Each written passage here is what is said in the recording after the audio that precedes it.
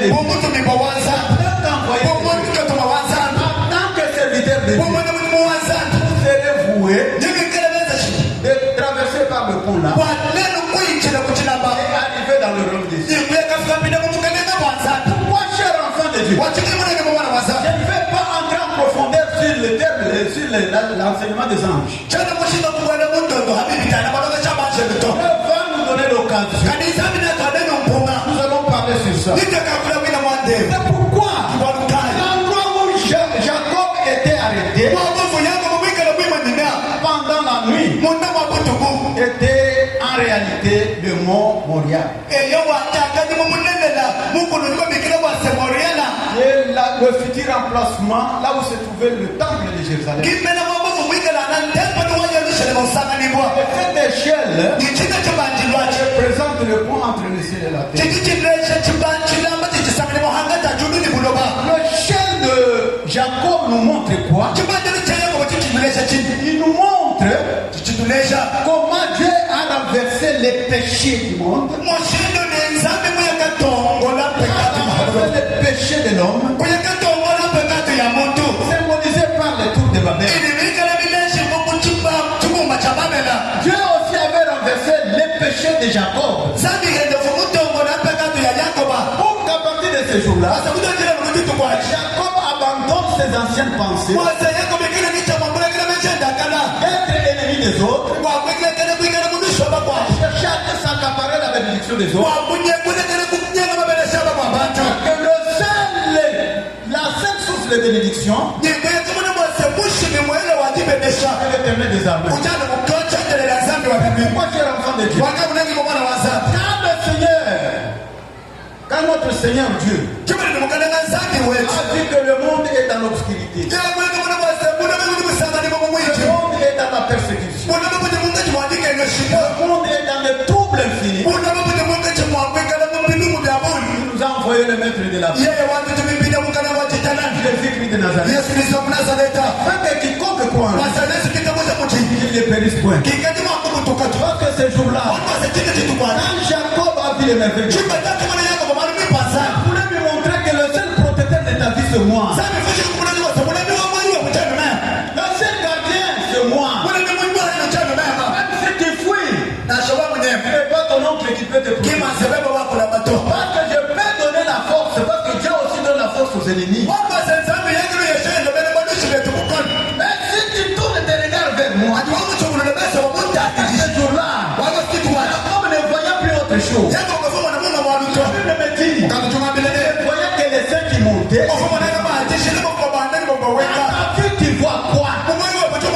Dans ton cœur, ton visage, quoi? Tu vois quoi? Le Seigneur a besoin de toi. Il veut t'ouvrir les yeux. Tu vois les merveilles de Dieu. Les saints que Jacob avait vus, qu'il avait vu, sont tous les saints là. Marcher dans la crainte de Dieu. Enfant de Dieu. Il sera libre. De monter vers Dieu. Descendre sur la terre. Afin de donner ses pouvoirs.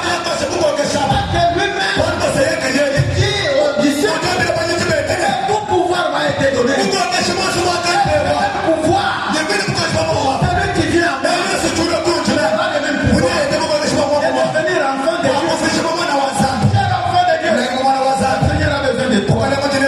à moi. Alléluia. Amen. Il a besoin de toi aujourd'hui. Viens à lui. L'échelle de Jacob qui te montre comment le péché, comment Dieu renverse le péché. Le péché, même si c'est trop grand, si tu avais commis des crimes dans ta vie, tu avais tué les gens, le Seigneur a besoin de toi. Ne sois plus sur la tour de Babel. Reviens ici à Beersheba. Ne pas placer sur les chaînes pour que tu puisses voir les merveilles de Dieu. Isaac était établi à Beersheba. Il appelait puis du Salmon.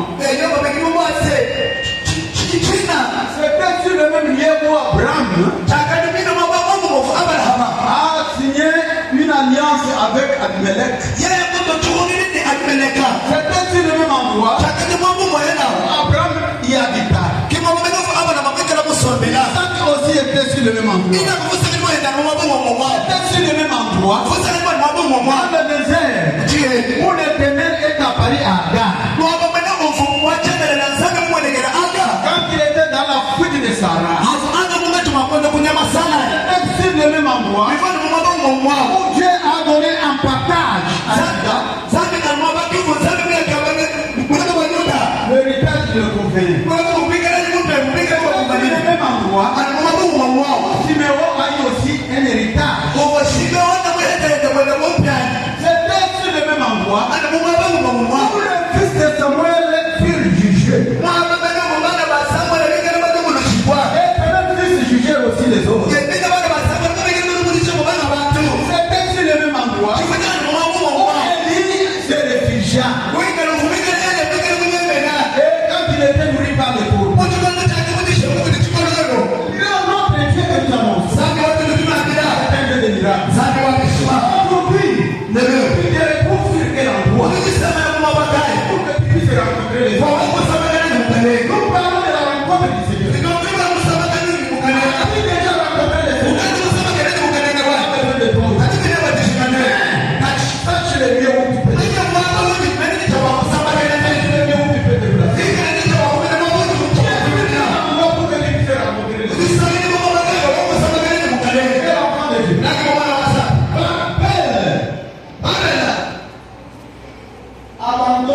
Abondance des paroles de futilité.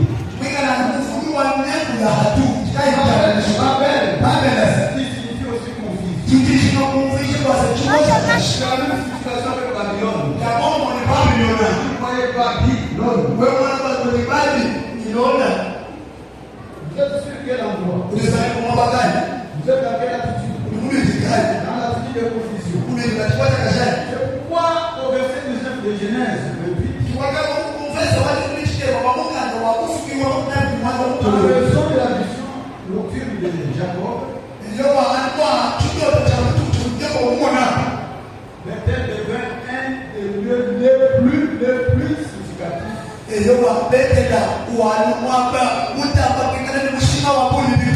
C'est pourquoi Bethel représente les réalités célestes et spirituelles de la foi. Quelles sont ces réalités? Vous allez les lire dans Ephésiens 1 et 7.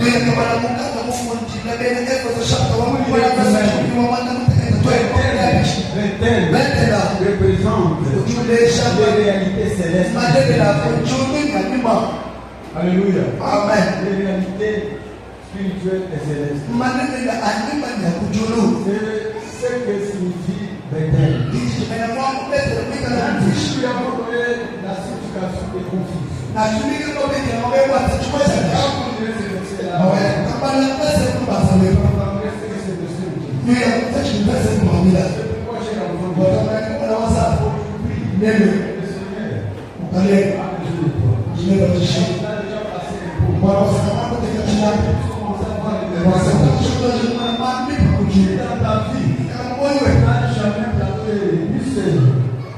C'est merveilleux. Je vais te montrer ces merveilles. C'est pour vous. À la maison de Dieu. C'est merveilleux. Passons par la montagne.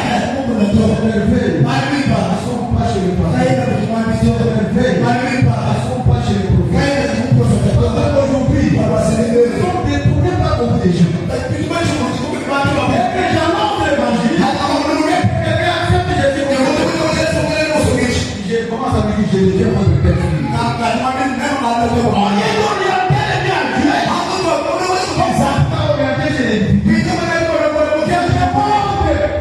La maison de bénédiction, la maison de protection, la maison de refuge, la maison de Dieu. Vous avez un problème, si vous êtes persécuté, vous devez poursuivre, aller dans la maison de Dieu.